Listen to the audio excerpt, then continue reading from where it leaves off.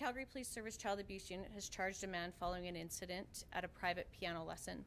On Friday, March 2nd, 2018, the mother of a 5-year-old girl contacted police after her daughter had described that her piano teacher had allegedly shown her pornographic videos while conducting a private lesson in the family's Northwest home. The incident is believed to have occurred in February of this year. Darren Colby Hogue, age 33, has been charged with 1 count of making sexually explicit material available to children and 1 count of possession of obscene material for the purpose of publication, and he will next appear in court on April 12th. For more information about how to recognize signs of child abuse, please visit the Sheldon Kennedy Child Advocacy website at www.sheldonkennedy.cac.ca.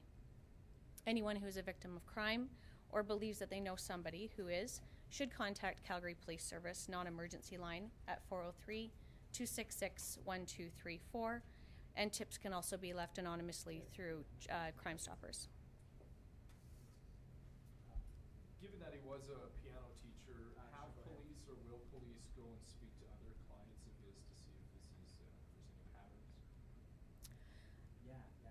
Anytime that we have an investigation such as this, we would ask that if families have any concerns, that they can certainly reach out to us for any questions or clarification. Does this man have any prior convictions or criminal offenses? No. It was confirmed that the music, or can you confirm or deny the music school that he worked at or was affiliated with? I can only speak to at the time of this incident, he was teaching a private lesson. As part of, I do know this school that he allegedly maybe worked for, all of their teachers work from home or at other people's homes for private lessons. Mm-hmm. So it would still be part of that business. And I can't speak to what company he was or wasn't working for. How difficult does this make for the investigation that you're dealing with somebody so young who you're relying on the testimony, I guess, of a 5-year-old, and you have to, I guess, how challenging does that make your investigation? I think all investigations are challenging, certainly when you're dealing with allegations of child abuse. And we have excellent trained investigators who are trained to interview children and gather the evidence relating to these crimes. They're difficult, but not impossible. But the fact that it's a 5-year-old as opposed to, say, someone 13 or 14 who may have, let's say hypothetically, far more experience with the internet, I mean, do you have to go about that differently and ask? Absolutely, yeah. There's certain things that we are only allowed to do that makes evidence court admissible in terms of how we approach that type of investigation, yes. How was the topic broached? Were there any warning signs that the mother expressed from her child to lead her to start a conversation about something so heavy and for this 5-year-old to be able to explain what happened? I can't speak to that particular event, but it's always encouraged that families have conversations with their kids about being aware of who it is that they're communicating with, and just smart safety sense conversations about their personal boundaries, their bodies, things that makes them feel comfortable or uncomfortable, and most certainly that no matter what anybody else says, that it's always a good idea to tell your parent or whoever your guardian is if something has happened that makes you feel uncomfortable. Because this man didn't have any prior convictions or whatnot, especially related to this, I guess, were there any other signs at his house? Were anything taken away from his house or from his computer that kind of led you to believe that this could have happened prior or that he is of concern? I can't speak to that because the investigation is still ongoing. Is there any kind of rule of thumb you would give to parents? I mean, 5 years old is young for a piano lesson and to be alone with another person, but I mean, I was 6 when I started piano, so I wasn't that far off the mark. I mean, should you be there with your child the entire time, or should you be vetting these people, or what do you suggest? I think it's always important that no matter what you're putting your child into in terms of activities, that you should be aware and do your homework in terms of past experiences with whatever it is.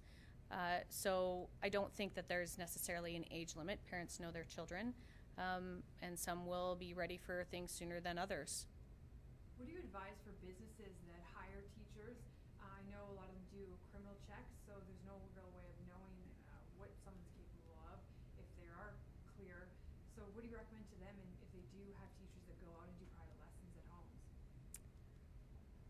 I think that having conversations about, you know, these types of concerns that can possibly come up, and I think that as an employer and as an employee, you need to safeguard yourself as well. So, you know, having open music lessons, right? So not necessarily closing doors or not having them offer to videotape the lessons if that's going to put people's minds at ease. How long had the accused been teaching this particular girl? I don't know that. How long has he been a piano teacher for privately? That I don't know either, no. Not speaking specifically to the case, because I know it's before the courts, but one of his charges was possession of obscene material for the purpose of publication. Can you, in general terms, can you describe what that charge involves and what exactly that means?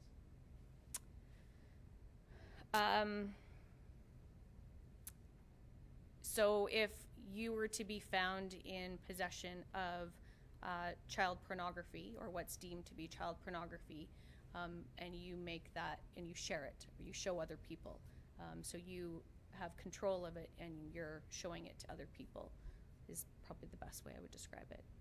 Is that any inference to the pornographic material that he allegedly shared with his child?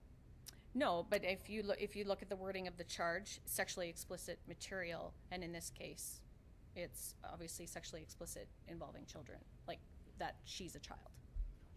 What does it mean though for the purpose of publication? What exactly does that imply? So it's not, you're not viewing it privately, you're sharing it.